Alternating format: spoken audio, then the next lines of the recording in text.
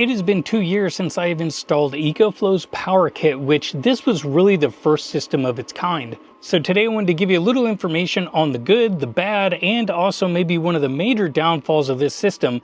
Now, ever since this was released, this is the original Power Kit, which is a 3600 watt inverter.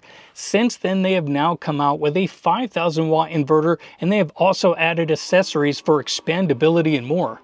Within the last 2 years of the release, they have come out with the Power Dock. The Power Dock is a connection device that allows you to connect and hook up more batteries. You can now expand Power Kit up to 45 kilowatt hours, which is huge. This also allows you the ability to be able to run other EcoFlow products, like this EcoFlow Delta Pro 3 extra battery, which this is an additional 4,000 kilowatt hours. Now, the reason you can run this is, say you may have space constraints, unlike these batteries back here that are 5 kilowatts, but these are also extremely expensive. Even though they are heated, they are also UL listed to be certified inside of a vehicle.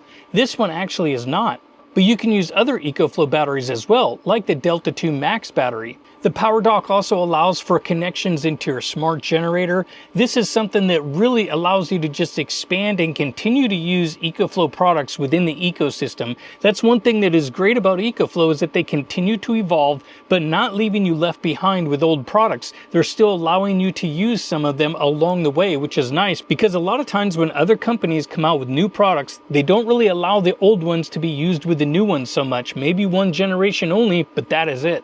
Now, with the addition of the Power Dock, they also included the Power Link. This device allows you to monitor sensors like tank sensors. So if you want to keep an eye on black water, freshwater levels, and more, it has the ability to do that. But the Power Dock system is more than just hooking up extra batteries. It's also a way to connect up to 48 volt systems, such as a 48 volt AC unit. This also allows for other expandability later when other items come out. And all of this is controlled within EcoFlow's app, which makes it really easy for anybody to connect this, set this system up, and go. It literally takes less than about 2 hours to hook this whole thing up, and you are done. Now, there's a lot of other systems out there that are still good. Victron makes great products, but the thing is that there's so many little pieces that you have to buy. You have to go get wire lugs, you have to get extra wire, you have to cut the wire, and then you need all the tools to do that stuff.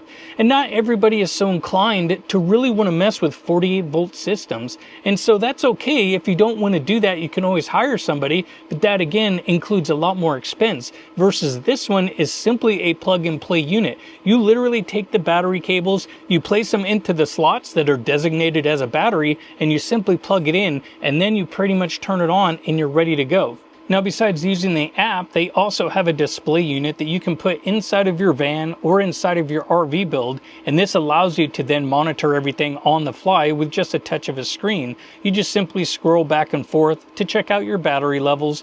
You can also check input from each one of your solar arrays, or depending on how you have it wired, you have input number 1, 2, and 3 for solar, and you also have your output feature, which this allows you to turn on and off your AC inverter and also your DC outlet. This is one of the cool things about this unit, is that it has so many pieces in it, is that it can actually take the 48 volts, convert it down to 12 volts, and charge your house batteries with it. Now, it may not charge lithium iron phosphate batteries to 100%, but it can pretty much keep them right about the 90 to 95% level. So it pretty much, you don't really need a battery charger or the converter that's inside of your RV anymore. Now, when I first got this system, I was kind of surprised at all the pieces that were involved, and I was like, okay, well, you know, they put a whole bunch of stuff in one box. But now that I've looked at building a system exactly like this, you start to realize actually how many pieces there are in there. First off, this unit comes with 3 solar charge controllers. Each one of these allows for 150 volts on the original unit only. Now, this is up to 1600 watts per input, which allows a lot of solar and a lot of options. You have to think that that's 3 pieces of equipment right there that can range anywhere from about $200 on up or down, depending on when you buy it. Then you have the main unit, which is the inverter charger. This one here is a 3600 watt, but they also make the 5000 watt, and it can also charge from AC as well. It can also charge with the smart generator or even a regular gas generator, because it has this AC plug-in where you can either plug that into shore or again one of the generators.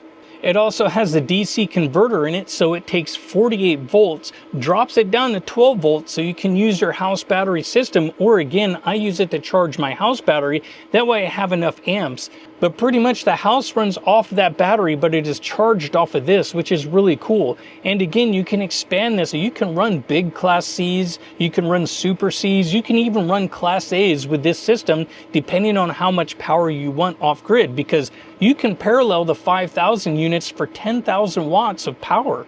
Now this system has already got thousands of miles on it. It's already been to Quartzsite, Arizona. It's been to Havasu a couple times, to Williams, Arizona, Malibu Beach Park, up and down the coast, into Oregon, up to Bend and more.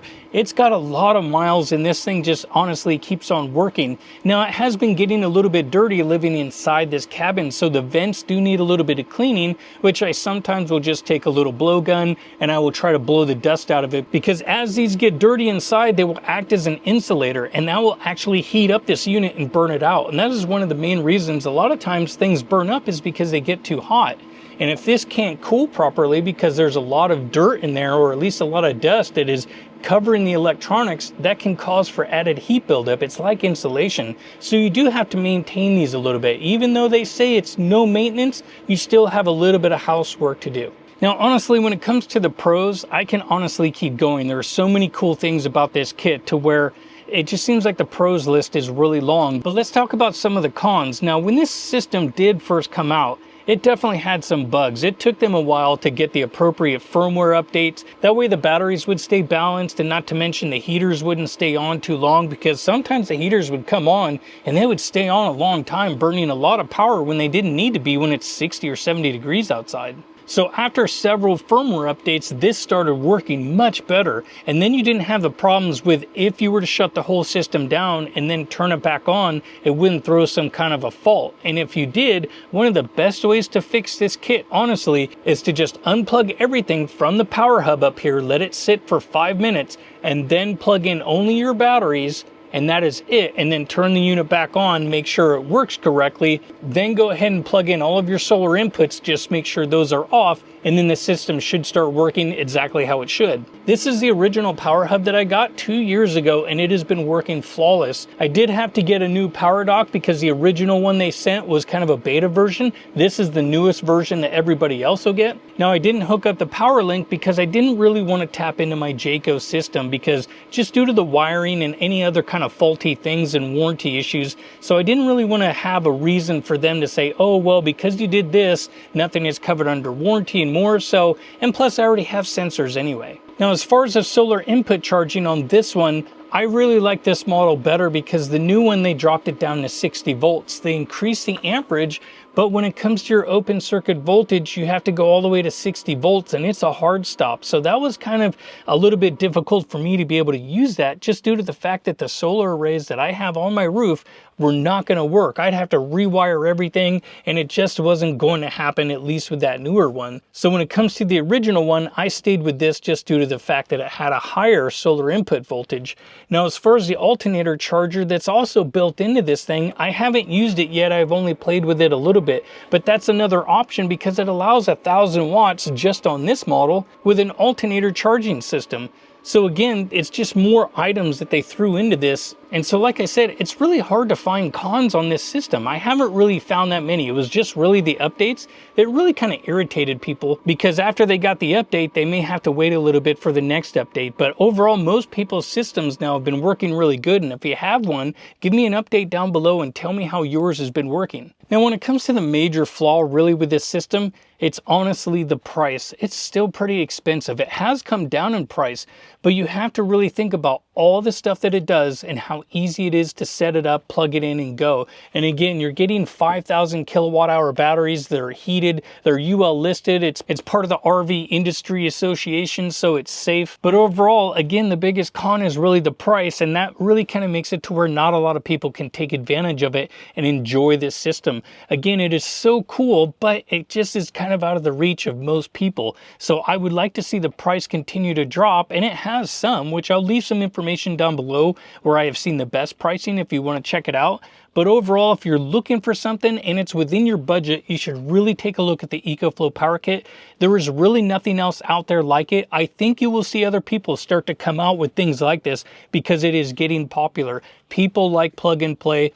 It makes it easy, and I just think it's going to be the way of the future. So hope this update helped you out. If you have any questions, there's a link down below called Ask Me, and I hope to see you guys in another one.